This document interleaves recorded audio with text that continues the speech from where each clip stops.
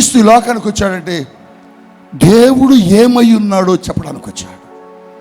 అది నీకు తెలియకపోతే నువ్వు చేసే భక్తి వ్యర్థం. నువ్వు ఆరాధించే దేవుడు గురించి నీకు తెలియకపోతే, నువ్వు పూజించే దేవుని గురించి నీకు తెలియకపోతే, నువ్వు స్తుతిస్తున్న దేవుని గురించి నీకు తెలియకపోతే, నిన్ను నిర్మించిన దేవుని గురించి నీకు తెలియకపోతే, నువ్వు చేసే భక్తి మొత్తం వ్యర్థమైపోతాయి. నువ్వు పాడే పాటలు వ్యర్థమైపోతాయి. నువ్వు ఇచ్చే కానుకలు వ్యర్థమైపోతాయి. నువ్వు చేసే ప్రయాస అంతా వ్యర్థమైపోతాయి. నీకు తెలియాలి ఆయన ఎవరో తెలియాలి.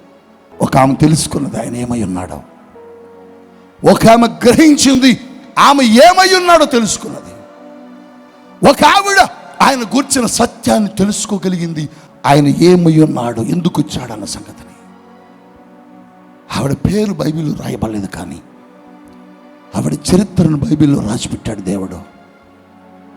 ఆమెకి ఇచ్చిన ట్యాగ్, ఆమెకి ఇచ్చిన పేరు ఏంటి తెలుసా? పాపాత్మురాలు అని.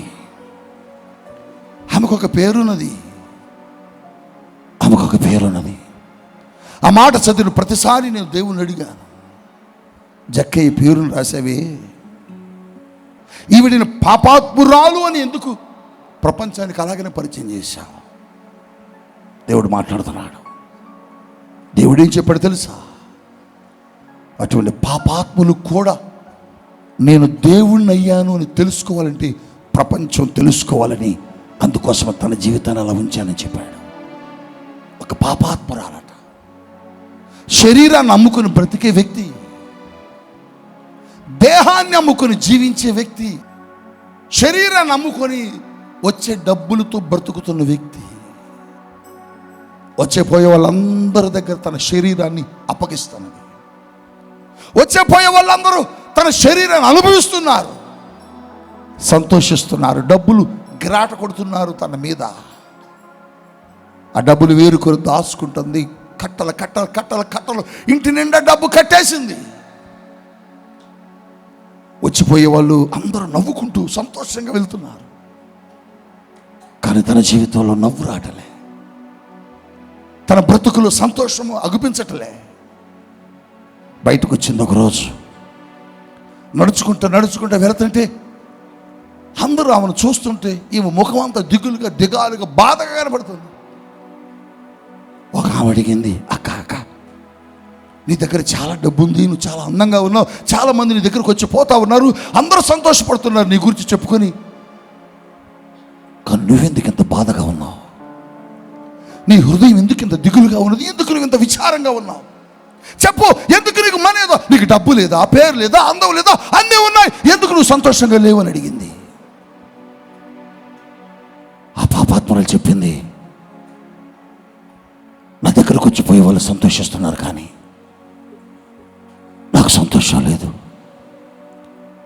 నాకు డబ్బులు, నా శరీరం వాడుకున్న శరీరం మీద డబ్బు వేసిపోతున్నారు, కానీ నాకేదో తెలియని దిగులు, తెలియని కొరత, తెలియని బాధ, పడుకుంటే నిద్ర పట్టటలే, నాకు అర్థం కావట్లే, నాకేం తెలియటలే, నాకేమవుతుందో నాకే తెలియటలే, నా జీవితం ఏమైపోతుందో నాకే తెలియటలే, ఏడుస్తుంది.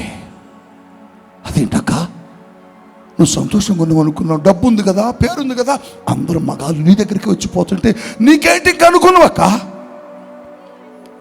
నా దేహాన్ని వాడుకున్న వాళ్ళందరూ సంతోషించారు, కానీ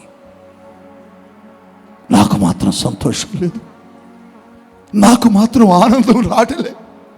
నా ఇంటి నిండా డబ్బు ఉన్నది, కానీ నాకు సంతోషం లేదు. అవునా, నీకు ఒక మాట చెప్పనా? చెప్పు చెప్పు. నీ దగ్గరకు పోయి వచ్చే వాళ్ళందరూ సంతోషించారు కదా, వాళ్ళు ఎవరు నీకు సంతోషం ఇవ్వలేదు కదా, ఇవ్వలేదు. నీకు ఆయన దగ్గరికి పంపిస్తా, ఆయన నీకు సంతోషం ఇస్తాడు, ఆయన నీ జీవితానికి ఆనందాన్ని ఇస్తాడు, ఆయన నీ జీవితానికి సమాధానం ఇస్తాడు, ఆయన నీ జీవితాన్ని బాగు చేస్తాడు, ఆయన నీ జీవితాన్ని ఆశీర్వదిస్తాడు. వెళ్తావు ఆయన దగ్గరికి? చెప్పమ్మా చెప్పు, నేను వెళ్తాను ఆయన దగ్గరికి అంటే, ఆయన పేరేంటి, ఆయన ఎక్కడున్నాడు అంటే, ఇదిగో పలానా ఊళ్ళో పలానా ఇంటిలో ఉన్నాడు, అక్కడికి నువ్వు వెళ్ళాక ఆయన పేరు నజరేయుడైన యేసు యేసు అని చెప్పారు. పరిగెత్తింది ఇంట్లోకి పరిగెత్తుకొని వెళ్ళి తను దాచిన డబ్బును పగలగొట్టింది బీరువాని. ఆ డబ్బంతా తీసుకుని ఒక షాపుకి పరిగెత్తింది. ఆ షాపులో డబ్బు పోసింది. బాబో, ఈ డబ్బులు తీసుకొని కొంచెం అత్తరు నాయన అని అడిగింది.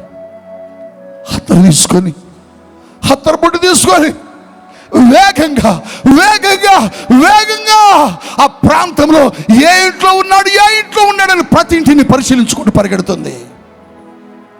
ఒక ఇంట్లో యేసయ్య భోజనానికి కూర్చున్నాడు.